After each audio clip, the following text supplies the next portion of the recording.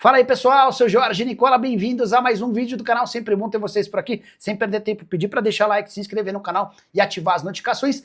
Nicola, o São Paulo deve trazer mais um volante de mais qualidade técnica, na sua opinião? Marcos Alves, Marcão sim, inclusive a busca de reforços do São Paulo hoje passa por um zagueiro canhoto que chega para disputar a posição com o Sabino, de um volante, de um segundo volante que possa jogar ao lado ou na função do Marcos Antônio, além de um camisa 10, tá? Essas são as prioridades já identificadas no São Paulo. Tricolor que pode buscar mais reforços, especialmente se o Oscar resolver se aposentar. Deixa eu ver se a minha fonte São Paulina já respondeu sobre o Medina. Importante. A pergunta que vocês tinham me feito era sobre Medina. Deixa eu até pegar mais detalhes, que aí a gente já dá a informação completa, tá? Christian Medina, 23 anos de idade. Eu fui o primeiro a contar que o Medina estava na mira do São Paulo, foi até durante o segundo semestre, né? Jogador de 38 jogos na atual temporada, nenhum gol e 2 assistências. Ele era do Boca Juniors, foi comprado pelos Estudiantes por 14 milhões e 600 mil euros. Mandei mensagem para uma pessoa de São Paulo, a pessoa respondeu assim, a pergunta foi assim, Medina do Estudiantes já teve seu nome debatido dentro do São Paulo? Alguém ofereceu, mas a conta não fica de pé. Questão financeira é um enorme impeditivo. Boa. Nicola, o que você acha sobre esse assunto do Diego Fernandes? Roberto Nunes, assunto chatíssimo, e que todo dia volta aqui, mas não tem problema, a gente está aqui para responder, né? O Diego Fernandes é um empresário que até a metade do ano era um ilustre desconhecido. Ele era só conhecido de alguns jogadores porque ajudava os caras a trazerem dinheiro do exterior. Pois bem, não se sabe ao certo porquê, mas o Edinaldo Rodrigues convocou o Diego Fernandes para ser o intermediário da negociação entre a seleção brasileira e o Carlo Ancelotti. E a partir daí o Diego Fernandes se tornou um cara conhecido internacionalmente. Ele inclusive fez toda uma papagaiada, mandando fotos para jornalista para que pudesse publicar, para que ele tivesse os minutos de fama dele. Pois bem, a negociação acabou e ele acabou desaparecendo no mapa. Qual foi a estratégia dele para voltar aos holofotes? Ele é São Paulino e tem feito, nas últimas semanas, uma série de divulgações, todas elas destinadas a se associar ao São Paulo. Por exemplo, no GP de Fórmula 1 no Brasil, ele teve lá em Interlagos dando camisas do São Paulo para pilotos. E ele já chegou a prometer R$1 bilhão de aporte no São Paulo, dizendo que tem um banco disposto a ajudar, enfim. Os conselheiros que foram ouvi-lo saíram bem decepcionados, desapontados, dizendo que o projeto é muito fraco, é muito pouco, não para de pé, né? Para se manter nos holofotes, a última do Diego foi procurar o Miller, que é comentarista na Mesa Redonda, e prometer que no dia 16 de dezembro vai haver uma grande surpresa. E vocês, desde ontem, Nicola, qual é essa surpresa? Qual é essa surpresa? O que eu consegui apurar é que o Diego pretende anunciar no dia 16 de dezembro a sua campanha, o seu projeto em relação ao São Paulo. Mas as pessoas do São Paulo que já o ouviram não confiam nele e entendem que ele está querendo apenas ganhar notoriedade e fama em cima do tricolor, tá bom? Paulo Azeredo, boa noite, Nicola. O São Paulo vai pôr dinheiro para reforços em 26? Eu não descartaria, mas não imagine um baita investimento, contratações de peso. Vão ser reforços pontuais. Bom mesmo é a atual diretoria e o Conselho do São Paulo. Tudo que é novo para eles é uma ameaça. Paulão, a diretoria do São Paulo e o Conselho Deliberativo do São Paulo já se mostraram bem distantes daquilo que o torcedor do São Paulo sonha e imagina, não tem a menor dúvida. Há muitos problemas, muitos erros, é uma série de diretorias fazendo mal ao São Paulo, né? Cara, mas eu acho que o São Paulo tem capacidade para ter parceiros de maior lastro, de maior história. Não, cara, qual que é o lastro? Qual que é a história do Diego Fernandes? Enfim. Hinaldo Rodrigues. Boa noite, Nicolas. Se o Oscar se aposentar, a parte do salário dele que o patrocinador banca vai continuar paga ao São Paulo? Hinaldo, o São Paulo vai brigar com a Superbet para ter esses 800 mil mensais bancados para outro jogador, só para explicar o contexto, né? O Oscar hoje é o jogador mais bem pago do elenco do São Paulo, ele ganha 2 milhões e 300 mil reais por mês.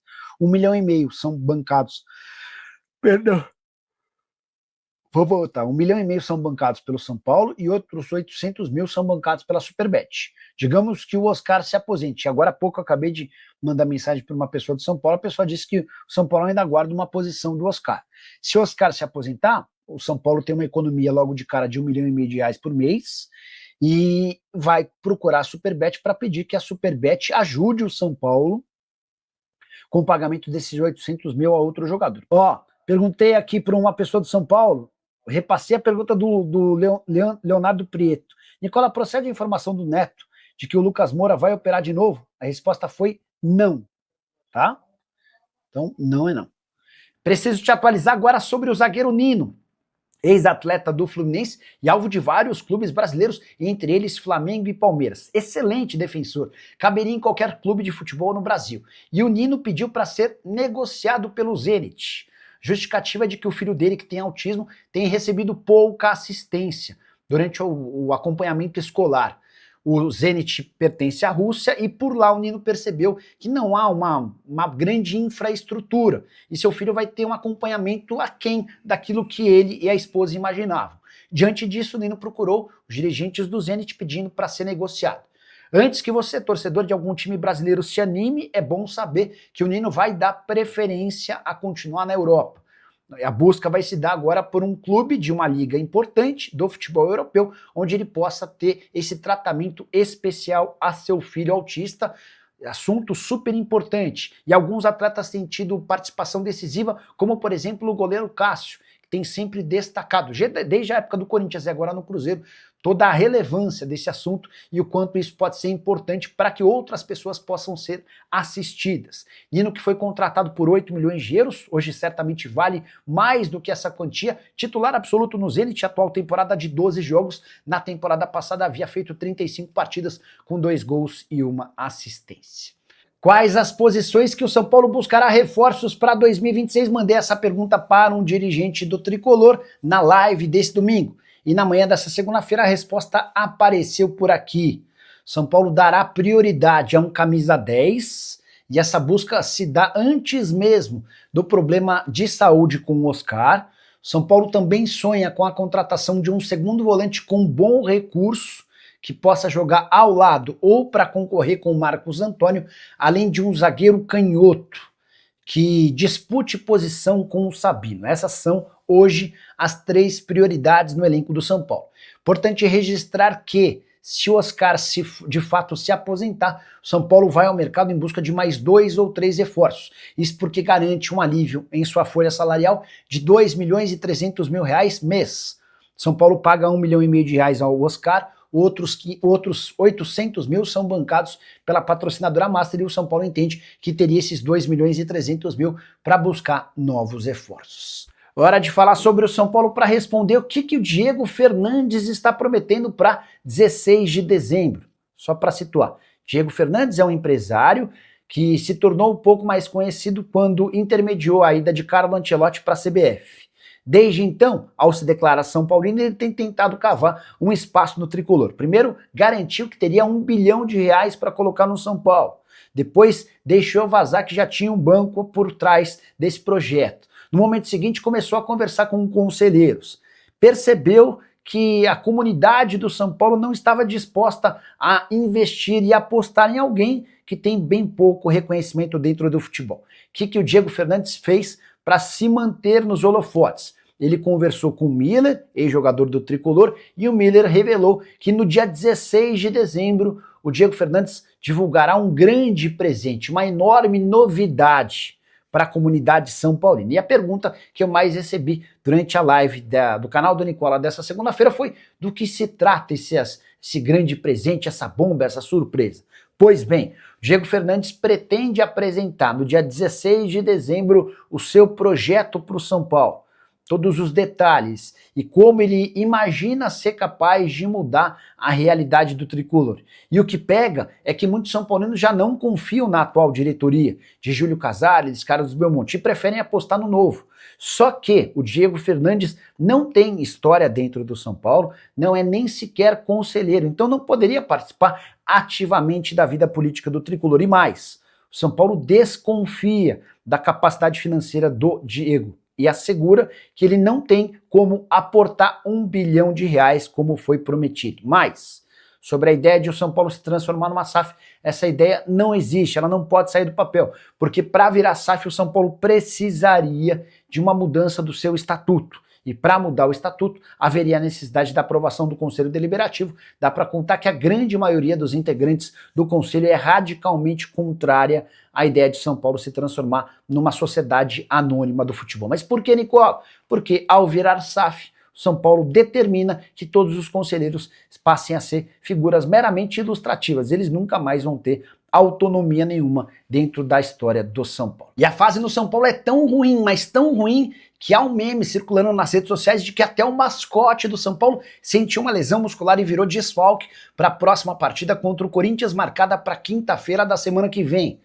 E a brincadeira / provocação tem tudo a ver com o histórico de lesões gigante. E a cada ano parece que o São Paulo tem mais jogadores contundidos. Em 2025, 73% do elenco do Tricolor já estiveram pelo menos em uma vez no departamento médico. O São Paulo conta com 33 atletas, só 9 não precisaram do atendimento do departamento médico desde o início do ano. São eles Rafael, Sabino, Patrick Lanza, Mailton, Bobadilha, Negruti, Luciano, Rigoni e Tapia.